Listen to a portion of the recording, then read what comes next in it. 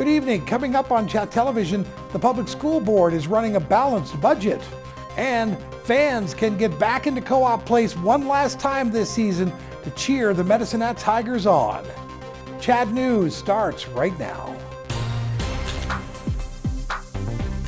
From Medicine Hat, this is the Chat Evening News with Dan Reynish.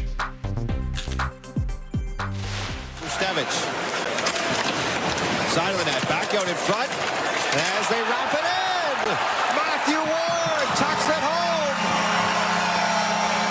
Go-ahead goal for Medicine Hat early in the third period. It's the depth guys getting it done for the Medicine Hat Tigers. Matthew Ward scored the winning goal last night to put the Tigers in the championship final at the Memorial Cup on Sunday night. And today, the city of Medicine Hat announced they're hosting a Memorial Cup watching party at Co-op Place. Full details on that coming up in just a few minutes in sports here on Chat TV. Hello and welcome. Thank you very much for watching tonight. Education costs are on the rise in Medicine Hat and the local student population is shrinking. Despite that, the Public School Board is running a balanced budget this year after 2 years of deficits. Secretary-Treasurer Leanne Dooley says the school board dug into savings to adjust to shifting economic headwinds. By using those reserves, that allows us to spread that adjustment over a number of years and also take into account staff retirements and attrition, so you can spread that over a number of years as opposed to just making those larger adjustments in a single year. There was a 0% increase in the Alberta government's base grant for schools. That grant is based on the number of students in a school division. Student enrollment for the public board is expected to drop by 150. MHPSD is reducing its staff by 3.6 full-time positions to match. That will be through attrition, not layoffs. Dooley says despite the challenges, students will not be impacted.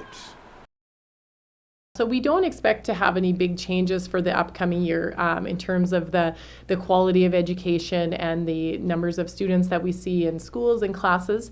So we are able to, even though we do have some challenges on the funding side, we're happy to see that we aren't expecting that to have big impact in the classroom. The $95 million budget was approved by trustees this week. Meanwhile, the province's negotiations with certified teachers are ongoing. Any increase in pay will come directly from the province and won't impact school board budgets. The Canadian Medical Association has launched a constitutional challenge against a controversial law in Alberta that limits access to transgender health care. The bill prohibits doctors from prescribing gender-affirming therapies, including puberty blockers for those under 16. The National Advocacy Group says it took the rare step to challenge the law in order to guard the relationship between patients, doctors, and families making treatment decisions. Heather Yorks West reports. When Zoe Swafield came out as transgender at 16, her mother says access to supportive medical care likely saved her life. Once we were able to access gender-affirming care and they were able to get the support they needed, their mental health took a drastic turn for the better, and their life has been incredible since then. Swafield says her now 22-year-old daughter is thriving, but she worries about other Alberta families who may soon lose access to similar gender-affirming care. I have families, again, who are trying to decide whether or not to move out of province before their child enters puberty. I have people who have expressed increased depression, anxiety, suicidality directly as a result of this legislation. It's why this Calgary family doctor is joining 2 other physicians and the Canadian Medical Association in a legal challenge against an Alberta law. Bill 26, passed last December, prevents doctors from prescribing gender-affirming therapies for those under 16. It also bans doctors from performing gender reassignment surgeries on minors. Though for patients under 18, those procedures are already very rarely done. For the CMA, this issue is more about physician autonomy in general. We want to put it out to make sure that this doesn't set a precedent where other types of medical decisions, like who can get contraception, or even would we offer knee replacements to people over 70? These are the types of things we don't want government officials to be deciding. Another legal challenge submitted on behalf of families with transgender children is also before the courts.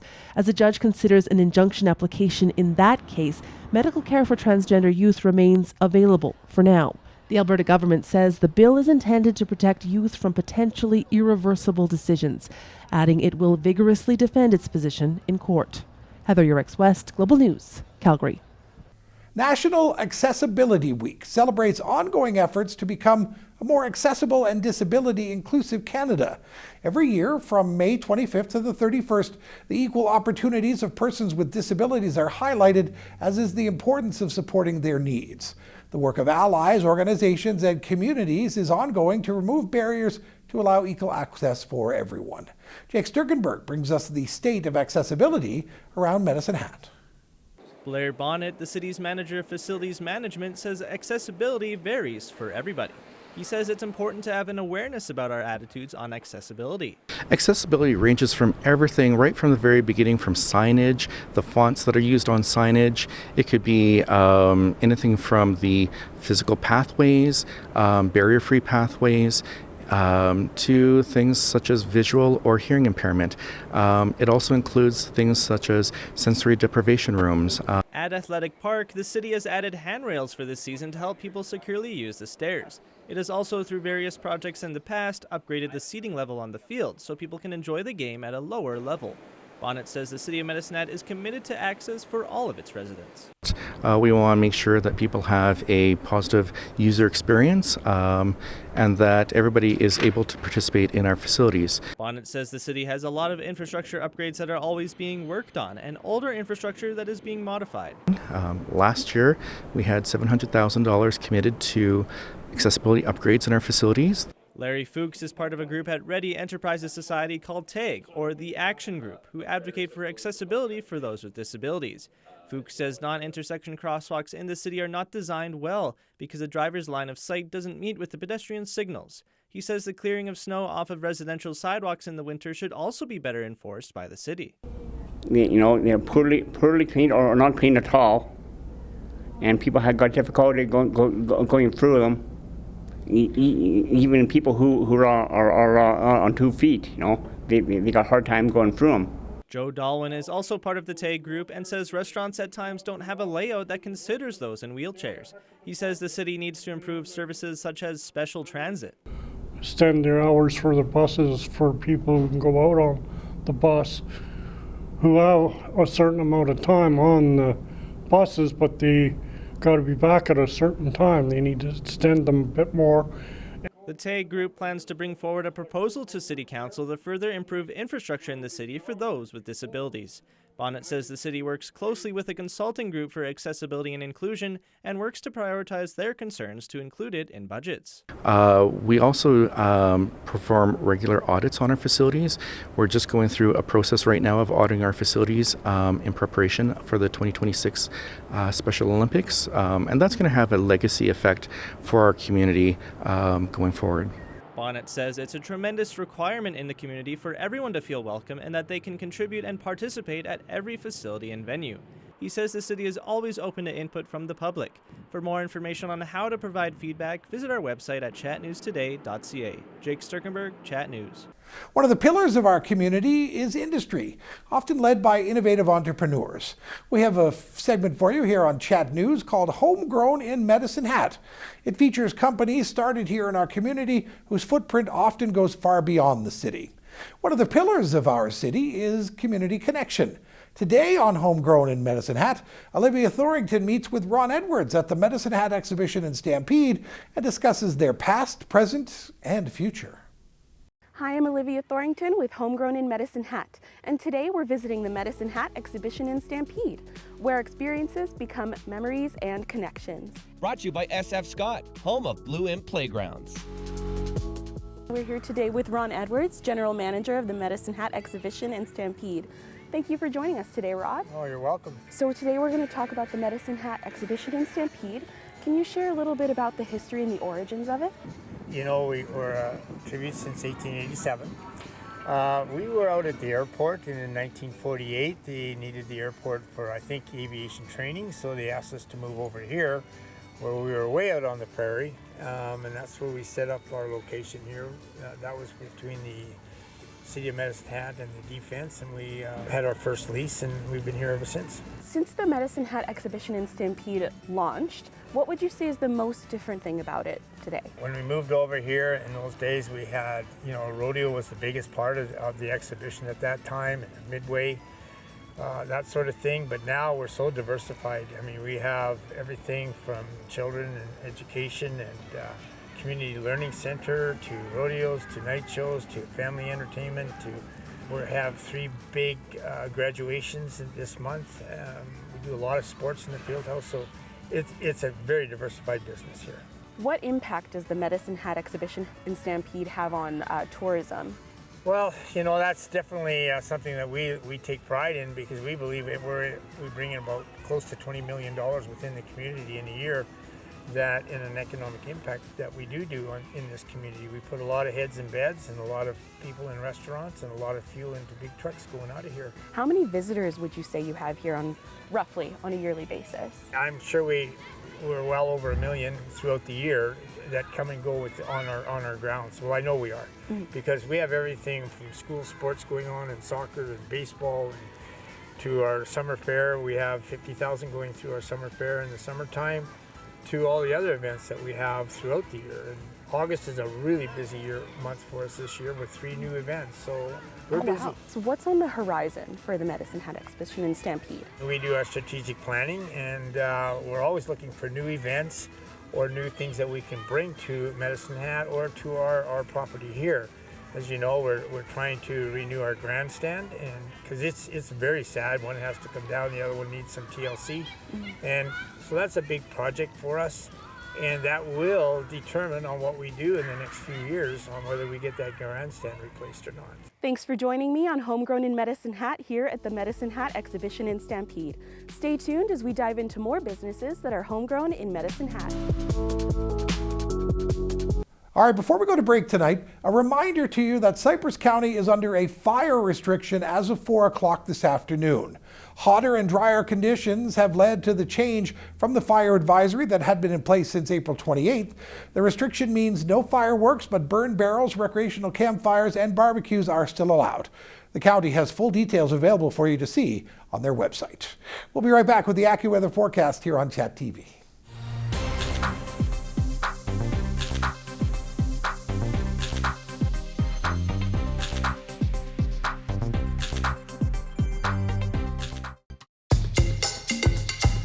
Chat Weather, brought to you by Design Flooring Center. Talk to their experts and find your perfect floor.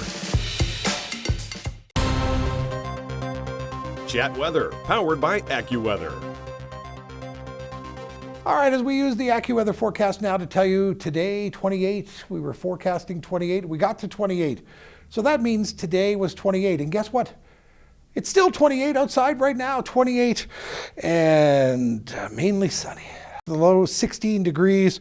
The wind is fairly light right now, but it's gusting at times from the southeast at 20 up to 40 kilometers an hour. So that's what it is here in our broadcast region, 28 degrees. As far as it is across Alberta, well, here's a look at the entire province right now, and you can see that it's fairly close to 28 everywhere. Oh, just about everywhere. Yeah, that's true in Saskatchewan as well.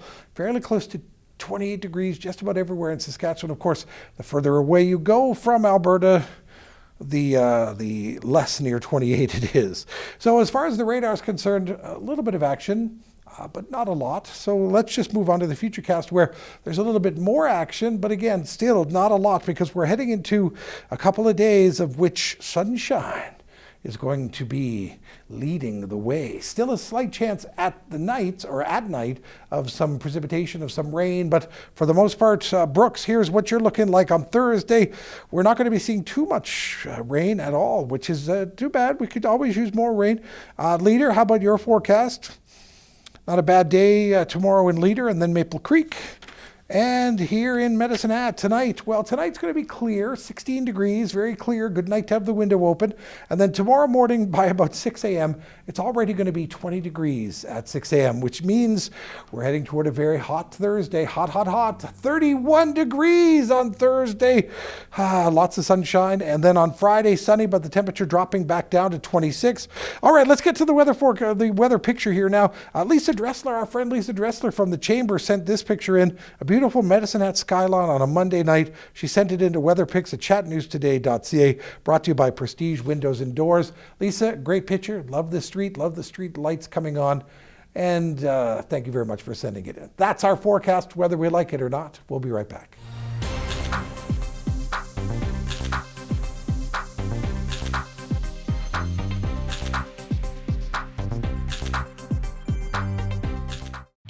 Chat Sports is brought to you by Windsor Plywood, Canadian owned and operated. From renovations to new builds, they have you covered.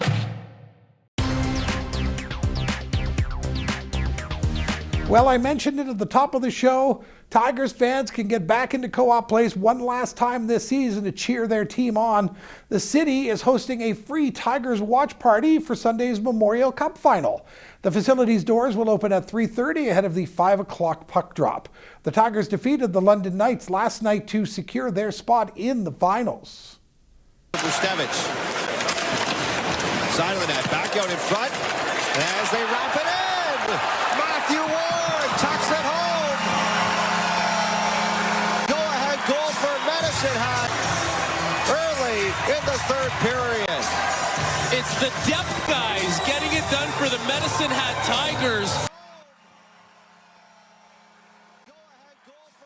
Matthew Ward scored the winning goal last night to put the Tigers in the championship final, giving them the chance to hoist the Memorial Cup for the first time in 37 years.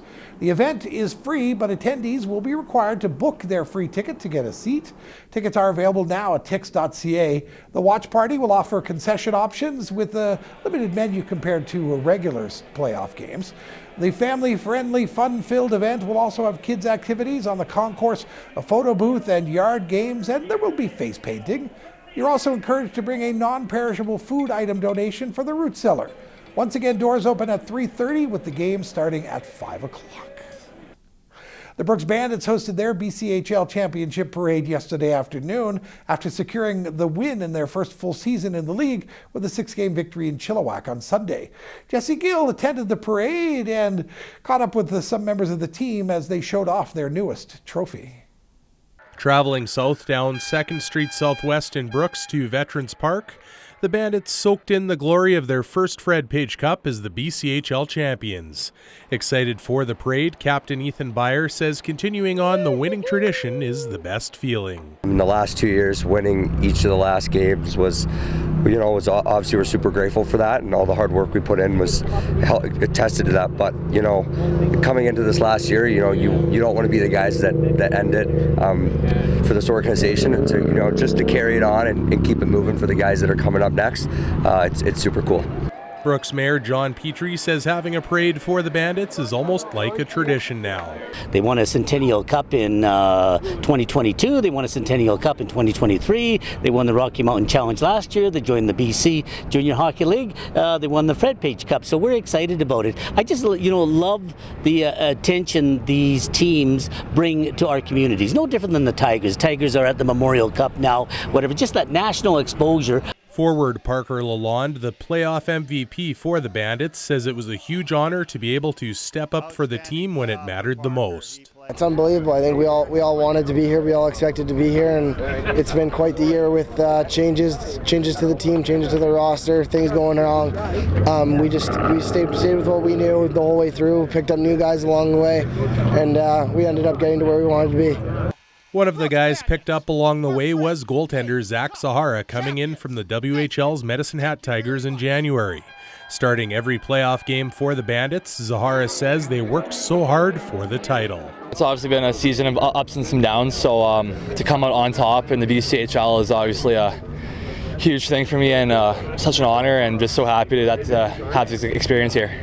Bear said he didn't truly believe the Bandits were going to win until there was 5 seconds left in Game 6. I was sitting behind our net with the puck, and their players left the zone and went back to their zone. And I look over at my D partner, Keith McInnes, and we were just screaming at each other. And, I started to get a little emotional, just kind of realizing this is my last time wearing this jersey, going to battle with these guys. And it was so cool. For the players moving on to new opportunities, this was the last chance to celebrate as a Bandit, as they pass the torch to the returning players to continue on the winning tradition in Brooks. Jesse Gill, Chat Sports. And finally tonight, the Medicine Hat Mavericks are getting their season started. They will take on the Okotoks Dogs in the season opener at Athletic Park, starting at 7 o'clock. Eli Ritter went to the field to get a preview. Maverick season is just about to get started. I'm here with Coach JT and catcher Jaden Babiak. Perfect. So Coach, let's start with you. What are you looking forward to this season? What kind of results do you want to see? Just having fun. It's a very fun group. We've been out here since we got in town Wednesday, and then mini camp started on Sunday. So one more sleep is the motto today because we get to open up tomorrow. So a lot of fun, a lot of excitement, and a lot of good ball players. So we're really excited to see all the atmosphere come together tomorrow night. Nice. What are you looking for this season, Jaden? I mean, same thing. Just having a lot of fun. This could be my last summer of baseball. So just go out, have a good time, represent the city of Med Hat, and win some ball games. Nice. So there's been a lot of championships in the area recently. The Tigers, the WHL, Brooks Bandits, BCHL. Is that a lot to live up to? I think the history itself is exciting for the Mavericks, and it's exciting to see the Tigers do what they've been doing. We were at Days Off last night watching that game, and that was a good environment. It's all new to me, so first time in Canada. It's been exciting to be welcomed by everybody and just seeing that success, and hopefully we can continue that, and there's no doubt in my mind we'll be able to. So, perfect. Any added pressure because of those? Not at all. I mean, last year, obviously returning this year, knocked off by the Berries in the first round. We know what we need to do. We know what we need to, perform to get it done this year, and we got a good group behind us, and I'm excited to play with these guys. Any lasting words just before you go into playing the Dogs? Let's go. We're ready. We're gonna go have some fun. So, perfect. You? Same thing. Ready to compete. Ready to have a great season. Perfect. Back to you, Dan. All right, that's going to do it for Chat News on this Wednesday night. I'm Dan Reynish. Thank you very much for watching. We'll be back here for you at noon and 5 tomorrow, and we hope you can join us then. Take care and have a great rest of your evening.